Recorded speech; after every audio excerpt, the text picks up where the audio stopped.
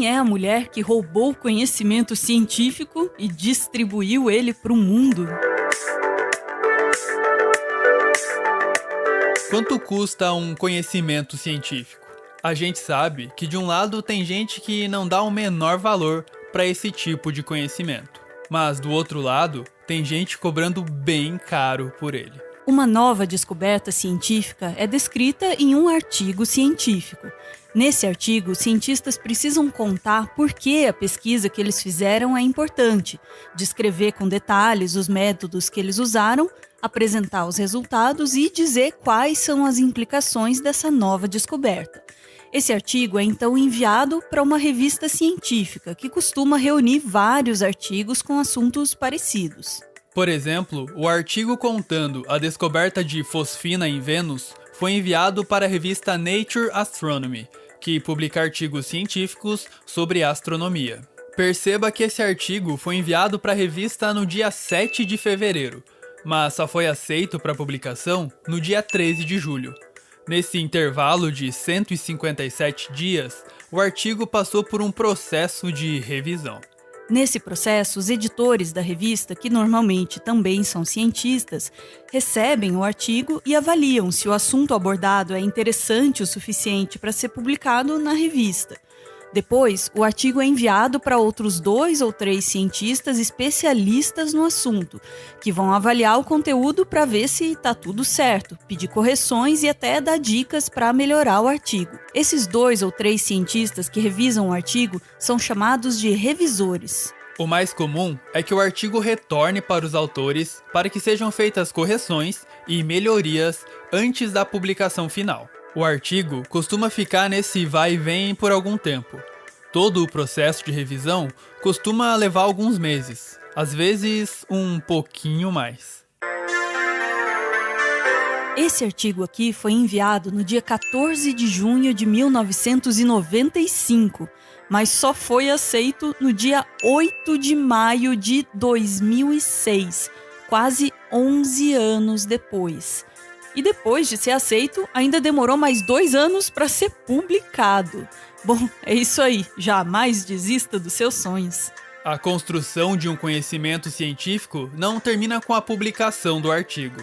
Na verdade, é a partir da publicação que as coisas começam a ficar interessantes.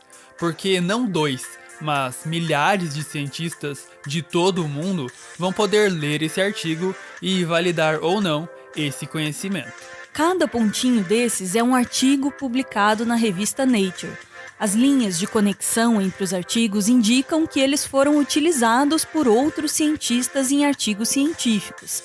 A ciência atual é uma grande rede de colaboração mundial. Para que essa rede seja estável e gere benefícios para a sociedade, é fundamental que cientistas do mundo todo tenham acesso aos artigos uns dos outros, o que muitas vezes não acontece. Muitos artigos não ficam disponíveis de maneira gratuita. São os artigos de acesso restrito, aqueles que você precisa pagar para poder ler. Nada melhor para exemplificar isso que esse artigo publicado na Nature, chamado A Crescente Inacessibilidade da Ciência, que até pouco tempo atrás só era acessível mediante a assinatura da revista ou o pagamento de $9, quase R$50 considerando a cotação de hoje. Tem artigos ainda mais caros. Esse aqui custa cerca de $36, quase R$200. Outros artigos são de acesso livre, ou seja, o acesso a eles é gratuito. Mas alguém precisa pagar a conta, e nesse caso, quem paga são os cientistas que querem publicar o artigo. Para você ter um artigo publicado no formato de acesso livre, os valores são bem altos. A PLOS ONE, uma das revistas mais famosas do meio científico, cobra $1.695, cerca de R$9.000. E olha, ela é uma das mais em conta. A Nature Communications, do mesmo grupo da famosa Nature, cobra $5.380 para publicar um artigo de acesso livre, o equivalente a cerca de R$29.000. Esse mercado de publicações científicas movimenta mais de 10 bilhões de dólares por ano. Como cientistas são os principais responsáveis por essa movimentação bilionária, você pode até pensar que um cientista leva uma vida de luxo, vivendo em mansões, comprando Ferraris e, claro, como todo bom milionário, sonegando impostos.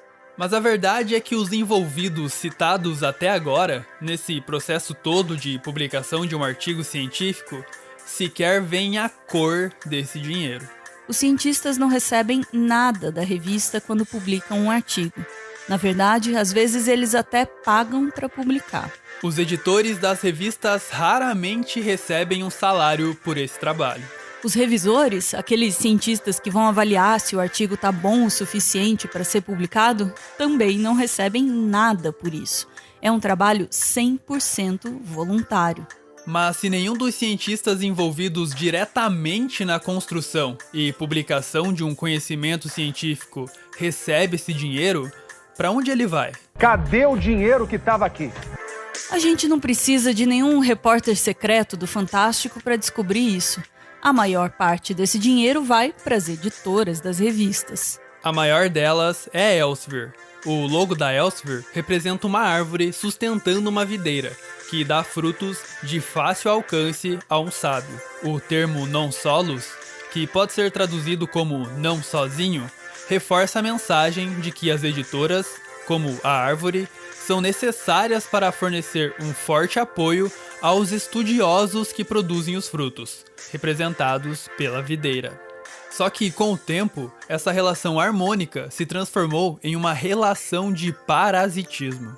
A Elsevier lucra cerca de 1 bilhão e 200 milhões de dólares por ano, o que representa uma margem de lucro de cerca de 38%. Em 2010, essa margem de lucros da Elsevier foi maior do que a do Google, da Apple, da Amazon e do Banco Comercial da China. Isso quer dizer que quando um cientista paga $3.000 para publicar um artigo de acesso livre numa revista da Elsevier, $1.800 são usados no processo de publicação. Os outros $1.200 vão direto para o bolso dos acionistas da editora. Em 2005, o Deutsche Bank criticou essa margem de lucros absurda da Elsevier em um relatório de investimentos. A estrutura dessa indústria só pode ser considerada bizarra. O Estado financia a maioria das pesquisas, paga os salários da maioria dos cientistas que verificam a qualidade da pesquisa nos processos de revisão e, então, compra a maior parte do produto publicado. Nesse modelo, o Estado paga 3 vezes pelo produto. Acreditamos que as editoras agregam relativamente pouco valor ao processo de publicação. Se o processo realmente fosse tão complexo e caro quanto as editoras dizem, essa margem de lucro de quase 40% não seria possível. Para um banco, criticar as margens de lucro de uma empresa quer dizer que a situação é mesmo bem absurda. O programador e ativista Aaron Swartz também não concordava com esse sistema de aprisionamento de conhecimento. Em 2008, ele escreveu o Manifesto da Guerrilha pelo Acesso Aberto, que dizia: informação é poder, mas como todo poder, há aqueles que querem mantê-lo para si mesmos. Obrigar pesquisadores a pagar para ler o trabalho dos seus colegas? Fornecer artigos científicos para aqueles em universidades de elite do primeiro mundo, mas não para as crianças do hemisfério sul? Isso é escandaloso e inaceitável. Há algo que podemos fazer, algo que já está sendo feito. Podemos contra-atacar. E Swartz contra-atacou. A G-Store é um site que compra artigos científicos de editoras e disponibiliza eles mediante o pagamento de uma assinatura mensal. No final de 2010, Swartz invadiu o site da G-Store e baixou quase 5 milhões de artigos científicos. No começo de 2011, Swartz foi preso e acusado de praticar 13 crimes federais. Embora a própria G-Store tenha retirado as acusações, os promotores federais dos Estados Unidos continuaram perseguindo Swartz. Se fosse considerado culpado, Swartz poderia pegar 35 anos de prisão e ter que pagar uma multa de $1 milhão. Em 2013, quando estava próximo de ser condenado, Schwartz cometeu suicídio. Mas a ideia de um acesso livre e universal ao conhecimento científico estava longe de morrer. Isso porque, alguns anos antes, uma cientista no Cazaquistão, que também não concordava com o sistema, já tinha colocado em prática as ideias de Schwartz. Essa é a Alexandra Elbakian, uma neurocientista expert em programação. Alexandra programa desde os 12 anos, aprendeu sozinha em fóruns da internet. Aos 16 anos, ainda no ensino médio, Alexandra criou um script que baixava qualquer livro de neurociência de um repositório do Instituto de Tecnologia de Massachusetts. Durante a graduação, Alexandra tinha um projeto ambicioso. Ela queria desenvolver uma tecnologia de interface entre o cérebro humano e um computador. Ela até tentou desenvolver um Tamagotchi baseado em inteligência artificial. O problema é que a Alexandra não tinha dinheiro para pagar o acesso a todos os artigos científicos que ela queria ler sobre o assunto. Não demorou muito para Alexandra aprender a piratear esses artigos. Durante um tempo, Alexandra ajudou cientistas enviando a eles os artigos que ela pirateava. Em 2011, Alexandra automatizou esse processo e criou o Sci-Hub, uma plataforma que dá acesso a artigos pagos. O Sci-Hub funciona de um jeito muito parecido com o que sugeria Schwartz no manifesto que escreveu em 2008. Primeiro, o Sci-Hub procura pelo artigo no LibGen, uma outra plataforma que contém mais de 60 milhões de estudos pirateados. Se o artigo não estiver lá, o Sci-Hub usa credenciais de pessoas que têm acesso à revista para acessar e baixar o artigo. De acordo com Alexandra, essas credenciais não são roubadas, mas sim disponibilizadas voluntariamente por cientistas que doam os acessos para o site. Em uma entrevista para a revista Science, Alexandra até brincou com o jornalista pedindo que ele doasse o login e a senha dele para o Sci-Hub. Hoje, o Sci-Hub permite o acesso a mais de 83 milhões de artigos científicos. A revista Nature, uma das vítimas dessa pirataria, chegou a eleger Alexandra como uma das 10 pessoas mais importantes para a ciência em 2016. Claro que isso incomodou as grandes editoras, em especial a maior delas. Em 2015, a Elsevier abriu um processo contra Alexandra nos Estados Unidos. No mesmo ano, uma juíza dos Estados Unidos ordenou que o Sci-Hub fosse fechado, mas o site logo apareceu em outros domínios. Em 2017, Alexandra foi condenada a pagar 15 milhões de dólares para a Elsevier. Alexandra não pagou, alegando que, mesmo que se quisesse pagar, ela não tinha o dinheiro. Agora, para receber esse dinheiro, a justiça norte-americana precisa antes encontrar Alexandra, que está vivendo em algum lugar da Rússia. Engana-se quem acha que apenas pesquisadores de países subdesenvolvidos utilizam o Sci-Hub. O site recebe milhões de solicitações de download de artigos de todas as regiões do mundo, incluindo grandes centros de pesquisa dos Estados Unidos, da Europa e do Brasil. Alexandra diz que mesmo que ela seja presa um dia, o Sci-Hub não cairá. O Sci-Hub muda de domínio constantemente, e as doações de usuários cobrem o custo dos servidores. Toda a coleção de mais de 50 milhões de artigos também já foi copiada por outras pessoas muitas vezes. Alexandra admite que o que ela faz é ilegal. Ela diz que, quando a lei impede o desenvolvimento da ciência, essa lei deve ser revogada. No manifesto publicado por Schwartz em 2008, ele também se defende, dizendo que não há justiça em seguir leis injustas. Alexandra diz que não foi inspirada diretamente por Schwartz, embora cultive grande admiração por ele. Se Schwartz ainda estivesse vivo, certamente essa admiração seria recíproca. Alexandra realizou o sonho de Schwartz.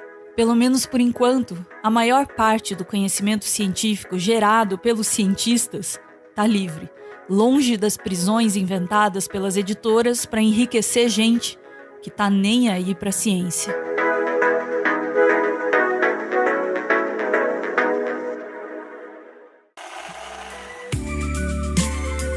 Esse aí é o Everton. Ele é mestre em Biologia Evolutiva e ele faz um doutorado em Ecologia na Universidade Federal do Paraná. Ah, e ele é fã do Carl Sagan, mas aí também Quem não é? O Everton é o responsável pela pesquisa e pelo roteiro do Meteoro.exp, o nosso quadro de biologia que você acabou de ver.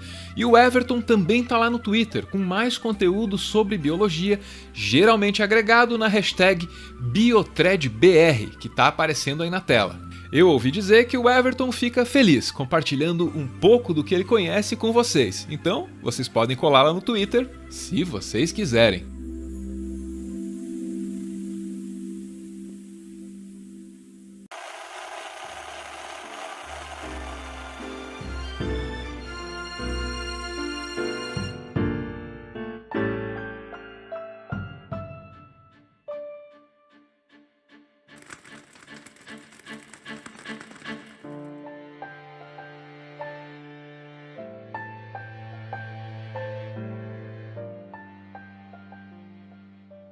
Muito obrigado por ver esse vídeo até o final. O Meteoro é mantido graças a uma campanha de financiamento coletivo. Quem participa aparece aqui no finalzinho para receber o nosso agradecimento e também para homenagear quem ama.